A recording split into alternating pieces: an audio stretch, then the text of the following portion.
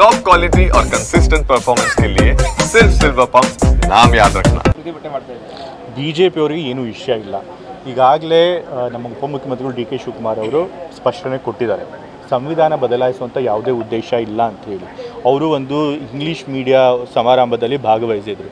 So English ಅವ್ರ natural ಭಾಷೆ ಅಲ್ಲ. ಸೊ ಹಾಗಾಗಿ ಅವ್ರು ಏನಾದರೂ ಮಾತನಾಡಬೇಕಾದ್ರೆ ಅವ್ರು ಏನು ಕನ್ವೆ ಮಾಡಬೇಕಾಗಿತ್ತು ಅದನ್ನು ಸರಿಯಾಗಿ ಕನ್ವೆ ಮಾಡೋಕ್ಕಾಗಿಲ್ಲ. ಸಂವಿಧಾನನ ತಂದಿದ್ದೇ ಕಾಂಗ್ರೆಸ್ ಪಕ್ಷ ಮೊದಲಿಂದನೂ ಕೂಡ ಸಂವಿಧಾನ ರಕ್ಷಣೆ ಮಾಡೋಕ್ಕೋಸ್ಕರ ಹೋರಾಟ ಮಾಡ್ಕೊಂಡು ಬಂದಿರುವಂಥ ಪಕ್ಷ. ನಾವ್ಯಾಕೆ ಸಂವಿಧಾನ ಬದಲಾಯಿಸ್ತೀವಿ? ಸಂವಿಧಾನ ಬದಲಾಯಿಸುವಂಥ ಪ್ರಶ್ನೆನೇ ಇಲ್ಲ. ಮುಖ್ಯಮಂತ್ರಿಗಳು ಕೂಡ ಅದನ್ನೇ ಪುನರುಚ್ಚಾರ ಮಾಡಿದ್ದಾರೆ, ಉಪಮುಖ್ಯಮಂತ್ರಿಗಳು ಕೂಡ ಅದನ್ನು ಪುನರುಚ್ಚಾರ ಮಾಡಿದ್ದಾರೆ. ಸಂವಿಧಾನ ನಾವು ಬದಲಾಯಿಸುವಂಥ ಯಾವ ಪ್ರಯತ್ನ ಮಾಡೋದಿಲ್ಲ ಅಂತೇಳಿ ಅವ್ರು ಏನು ಹೇಳಿದ್ದು, ಮುಸ್ಲಿಂ 4% ರಿಸರ್ವೇಷನ್ ವಿಚಾರವಾಗಿ ಅಷ್ಟೇ ಅವ್ರು ಮಾತಾಡಿದ್ರು. ಬಿಜೆಪಿ ನಾಯಕರುಗಳು ಇಂಥ ಹೇಳಿಕೆ ಕೊಟ್ಟ ಸಂದರ್ಭದಲ್ಲಿ ಕಾಂಗ್ರೆಸ್ನವರು ಇಷ್ಟೆಲ್ಲ ವಿರೋಧ ಮಾಡ್ತಾರೆ. ಆದರೆ ಅವರು BJP ಅವರು ಏನಾದರೂ ಸ್ಪಷ್ಟನೆ ಕೊಟ್ಟರೆ, ಆಮೇಲೆ ಅನಂತಕುಮಾರ್ ಅವರು ಹೆಗಡೆ ಅವರು ಆಮೇಲೆ ಏನಾದರೂ ನಾನು ಆ ರೀತಿ ಹೇಳಿಲ್ಲ ಅಂತ ಹೇಳಿದ್ರೆ, ಇಲ್ಲ, ಅನಂತಕುಮಾರ್ ಹೆಗಡೆ ಅವರು ಯಾವತ್ತೂ ಕೂಡ ನಾನು ಸಂವಿಧಾನ ಬದಲಾಯಿಸ್ತೀನಿ ಅನ್ನೋ ನಂಗೆ ಹೇಳಿಕೆ ಕೊಟ್ಟಿದೆ, ಆ ಉದ್ದೇಶ ಇರಲಿಲ್ಲ ಅಂತ ಯಾವತ್ತೂ ಕೂಡ ಸ್ಪಷ್ಟನೆ ಕೊಟ್ಟಿಲ್ಲ. ಆದರೆ ನಮ್ಮ ಉಪಮುಖ್ಯಮಂತ್ರಿಗಳು ಸ್ಪಷ್ಟನೆ ಕೊಟ್ಟಿದ್ದಾರೆ, ಸಂವಿಧಾನ ಬದಲಾಯಿಸುವಂಥ ಉದ್ದೇಶ ನಮಗೇನೂ ಇಲ್ಲ, ನನ್ನನ್ನು ಮಿಸ್ಕೋಟ್ ಮಾಡಿದ್ದಾರೆ BJP ಅವರು ಅಂತ ಹೇಳಿದ್ದಾರೆ. ಸೊ ಹಾಗಾಗಿ ನಾವು ಏನು BJP ಅವ್ರ ಮೇಲೆ ಆರೋಪ ಮಾಡಿದ್ದೀವಿ ಅದು ನಿಜ. ಆದರೆ ಉಪಮುಖ್ಯಮಂತ್ರಿಗಳು ಆ ರೀತಿ ನಾವು ಮಾಡಲ್ಲ ಅಂತ ಹೇಳಿದ ಮೇಲೂ BJP ಅವ್ರು ಮಾಡ್ತಿರೋದು ಸುಮ್ಮನೆ ಅವ್ರ ಫ್ರಸ್ಟ್ರೇಷನ್ ತೋರಿಸುತ್ತೆ ಅಷ್ಟೇ. ಈ ವಿಚಾರಗಳು ಈಗ ದೊಡ್ಡದಾಗಿ ನಾನು ಹೇಳಿದಾಗ ಏನು ವಿಷಯ ಇಲ್ಲ ಅಂತ, ಯಾರು ನಿಜವಾಗ್ಲೂ ತಪ್ಪು ಮಾಡಿದ್ದಾರೆ ಅವ್ರು ನಮ್ಮನ ಮೇಲೆ ಆರೋಪ ಹೊರಿಸುವಂಥ ಪ್ರಯತ್ನ ಮಾಡ್ತಿದ್ದಾರೆ. ಮುಸ್ಲಿಂ ಓಲೈಕೆಗಳನ್ನು ಮಾಡುವಂಥ ಕೆಲಸ ಮಾಡ್ತಾ ಇದ್ದಾರೆ ಕಾಂಗ್ರೆಸ್. ಮುಸ್ಲಿಂ ಓಲೈಕೆ ಎಲ್ಲ ಆಗುತ್ತೆ? 4% ರಿಸರ್ವೇಷನ್ ಏನು ಕೊಟ್ಟಿರೋದು? ನಾವು ಬರೀ ಮುಸ್ಲಿಮ್ಸ್ ಅವ್ರಿಗೆ ಮಾತ್ರ ಕೊಟ್ಟಿದ್ದೀವ? ಹಿಂದೆ ನಾವು ನಮ್ಮ ಸರ್ಕಾರ ಇದ್ದಾಗ ಪರಿಶಿಷ್ಟ ಜಾತಿ ಪರಿಶಿಷ್ಟ ಪಂಗಡದವ್ರಿಗೆ ಅವ್ರ ಜನಸಂಖ್ಯೆ ಆಧಾರದ ಮೇಲೆ 24.1% ಕೊಟ್ಟಿದ್ದೀವಿ. ಈಗ ನೆಕ್ಸ್ಟ್ ನಾವು ಹಿಂದುಳಿದ ವರ್ಗದವ್ರು ಕೊಡಬೇಕು. ಹಿಂದುಳಿದ ವರ್ಗದವರು ಯಾರ್ಯಾರಿದ್ದಾರೆ ರಾಜ್ಯದಲ್ಲಿ?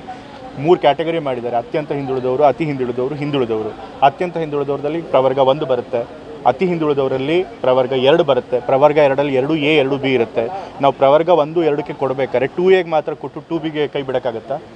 ಆ ರೀತಿ ಡಿಸ್ಕ್ರಿಮಿನೇಟ್ ಮಾಡೋಕ್ಕಾಗತ್ತಾ? BJP ಅವರು ಆ ರೀತಿ ಡಿಸ್ಕ್ರಿಮಿನೇಟ್ ಮಾಡ್ತಾರೆ, ಆದರೆ ನಾವು ಆ ರೀತಿ ಮಾಡೋಕ್ಕಾಗೋದಿಲ್ಲ. ಪ್ರವರ್ಗ 1, ಪ್ರವರ್ಗ 2 ಯಾವ್ಯಾವ ಜಾತಿಗಳು ಬರುತ್ತೆ ಎಲ್ಲ ಸಮುದಾಯದವ್ರಿಗೂ ಕೊಟ್ಟಿದ್ದೀವಿ. ಮತ್ತು ನಾವು ಧರ್ಮದ ಆಧಾರದ ಮೇಲೆ ರಿಸರ್ವೇಷನ್ ಕೊಟ್ಟಿಲ್ಲ, ನಾವು ಕೊಟ್ಟಿರೋದು ಅವರು ಹಿಂದುಳಿದ ವರ್ಗದಕ್ಕೆ ಸೇರಿದ್ದಾರೆ ಅನ್ನೋ ಕಾರಣಕ್ಕೋಸ್ಕರ.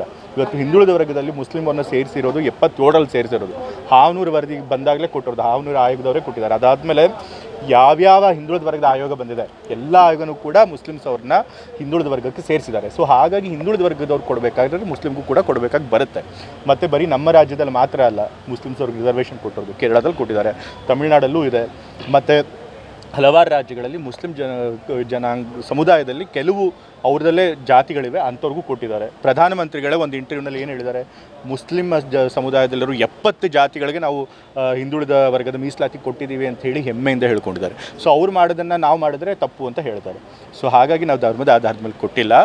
ಎಲ್ಲ ಹಿಂದುಳಿದ ವರ್ಗದ ಆಯೋಗದವರು ಸಾಮಾಜಿಕವಾಗಿ, ಶೈಕ್ಷಣಿಕವಾಗಿ, ಆರ್ಥಿಕವಾಗಿ ಯಾರನ್ನ ಹಿಂದುಳಿದ ವರ್ಗ ಅಂತ ಹೇಳಿ ಗುರುತಿಸಿದ್ದಾರೆ ಅಂಥ ವರ್ಗದವ್ರು ಕೊಡುವಂಥ ಕೆಲಸ ಮಾಡಿದ್ದಾರೆ. ಸ್ಥಳೀಯ ಸಂಸ್ಥೆ ಚುನಾವಣೆ ನಡೆಯುತ್ತೆ, ಖಂಡಿತ ನಡೆಯುತ್ತೆ. ಈಗಾಗಲೇ ಕೋರ್ಟು ಕೂಡ ಹೇಳಿದೆ. ಸೊ ಈ ಮೇನಲ್ಲಿ ನಡೆಯುತ್ತೆ ಅಂತ ಹೇಳ್ತಿದ್ದಾರೆ. ನೋಡ್ಬೇಕು ಸರ್ಕಾರ ಏನು ರೆಡಿ ಆಗೋದು, ಅದಕ್ಕೆ ಏನು ಚುನಾವಣೆ ಯಾವಾಗ ಬಂದರೂ ಕೂಡ ನಾವು ರೆಡಿಯಾಗೇ ಆಗಬೇಕು, ಮಾಡ್ತೀವಿ. ಅದು ಚೆನ್ನಾಗೇ ಇದೆ. ಇವರು ಈವನ್ ಡಾಕ್ಟರ್ಸ್ಗಳು ಸಲಹೆ ಕೊಟ್ಟಾಗಲೂ ಕೂಡ ರೆಸ್ಟ್ ತೊಗೋಬೇಕು ಅಂತೇಳಿ ಅವ್ರ ಕೆಲಸ ನಿಲ್ಲಿಸಿಲ್ಲ. ಕಂಟಿನ್ಯೂಸ್ ಆಗಿ ಬಜೆಟ್ ಮೀಟಿಂಗ್ಗಳನ್ನು ಮಾಡಿದರು, ನಂತರ ಬಜೆಟ್ ಸೆಷನ್ಲೂ ಕೂಡ ಭಾಗವಹಿಸಿದ್ರು. ಸೊ ಇನ್ನೊಂದು ವಾರ ಆದಮೇಲೆ ಎಲ್ಲ ಬೇರೆ ಕಡೆ ಕೂಡ ಪ್ರವಾಸ ಮಾಡುವಂಥ ಕೆಲಸ ಮಾಡ್ತಾರೆ. ಒಂದು ಚರ್ಚೆ ಆದರೆ ಮೈಸೂರಲ್ಲೂ ಕೂಡ ಯತೀಂದ್ರ ಅವರು ಕೂಡ